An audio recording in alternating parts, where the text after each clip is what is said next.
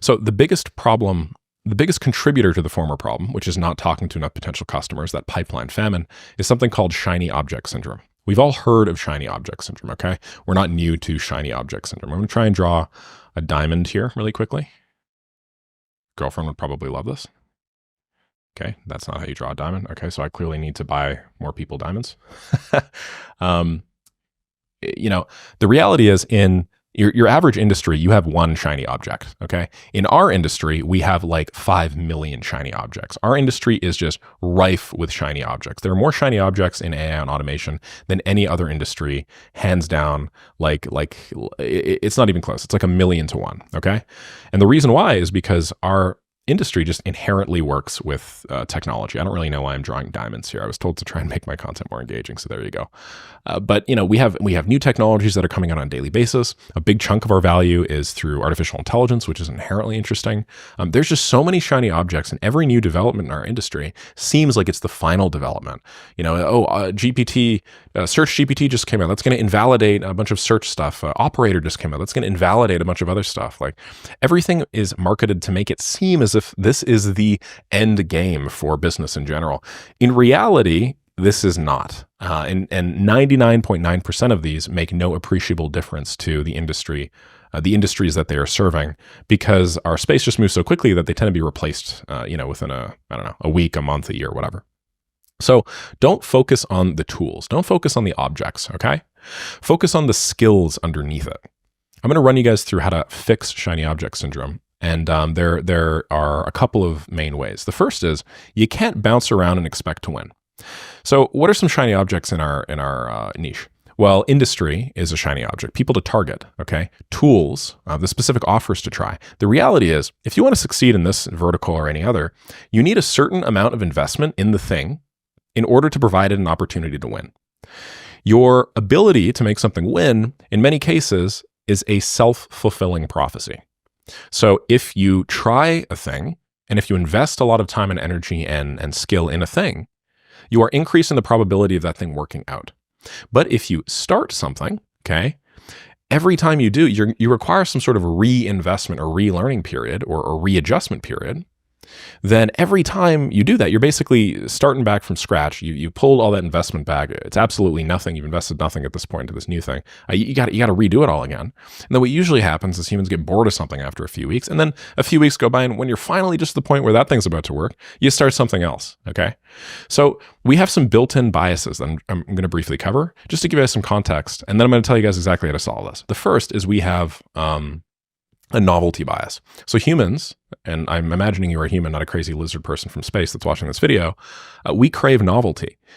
In reality, okay, winning, the process of winning is very boring. I know because I'm winning a lot right now. You just do the same thing over and over and over and over again. It's nothing special.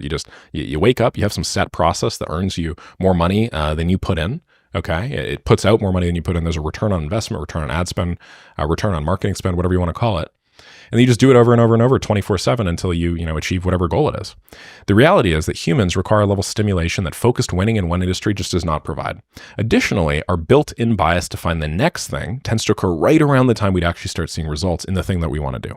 So you're starting a service line for automation. You're trying out recruitment agencies, and you're trying to pitch them a specific product, and you try for 2 or 3 weeks and nothing works, okay? And then you're like, man, 2 or 3 weeks have gone by. This isn't working. I should probably switch to something else. Okay, this doesn't make any sense because you haven't invested sufficiently in the offer or the service line. You haven't iterated, you haven't improved it enough, you haven't added on to it enough and really explored the market to be confident that what you're doing is the right decision. Another bias is that the grass is always greener. Now, this is part of how we evolved. Since groups of people tend to exhaust local resources, you can kind of think of us as like hunter-gatherers, 50,000, 100,000, million years ago. Humans have this built-in predisposition to want to move around. Okay, we want to change. We want to see the grass on the other side of the hill. The reason why is because historically, when we would move to that side, we'd be more likely to survive. So this is like the core architecture operating system of our minds. It's not surprising that we crave shiny objects. We crave shiny objects, 10, 20, 30,000 years ago. We crave shiny objects way more now. And then on top of that, the objects that we are craving are way shinier to begin with. So there's sort of like a recipe for disaster. And it's not surprising at all that most people feel this way. The third major bias is we have a comparison bias. So we compare ourselves to others because, it's how we used to survive. The unfortunate issue is, in the modern world, we have so many more opportunities to compare ourselves to others than nature ever intended. And what we see a lot of is people winning faster than you are currently winning, except they're doing it in another niche. It is natural to wonder why, and then consider switching for yourself. Here is the truth behind it all. The market, and whether it's the AI automation agency market or the AI automation coaching market or the HVAC market or the plumbing market or the large language model market, whatever the hell it is, the market has built-in lag. When you try something, you have to give it enough time to succeed. You have to give it enough time and action, I should say, before it succeeds in order to really be able to definitively make a claim as to whether or not what you're doing is right or not. So as long as your fundamental assumptions are correct and you are consistently showing up and practicing, you not seeing the results you expected is not a problem of what you are doing. It is usually a problem of expectations. So take however long you think it's going to need in order for you to do something or accomplish something. And then my recommendation is to multiply it by 2 or by 3. And then if you don't hit the thing you wanted to do by that time, then you can consider switching. Because, I'm talking about you not bouncing around and expecting to win. But in reality, you moving is also, it's a form of learning and it's a form of growth. The issue is not that people are moving, they're just moving a little too soon. So here's how to fix this step by step, because it's one thing for me to wax poetic all about what the hell this is theoretically. It's another thing for you to actually take this information and apply it to your business. So here are the exact steps I'd take if I were in your shoes. The first is I would pick 3 niches for my business and I'd commit to them. So choose the 3 niches that resonate most with your expertise, with your social proof, or your current opportunities. Now, you're going to commit to a set number of market segments. That might be recruitment agencies, B2B SaaS, like coaching and consultants or something from one of my most recent videos. You're just going to commit to these 3 ahead of time. And then by doing this, you're going to cut off all distractions and then give yourself the runway to gain actual traction in all 3 of these, okay?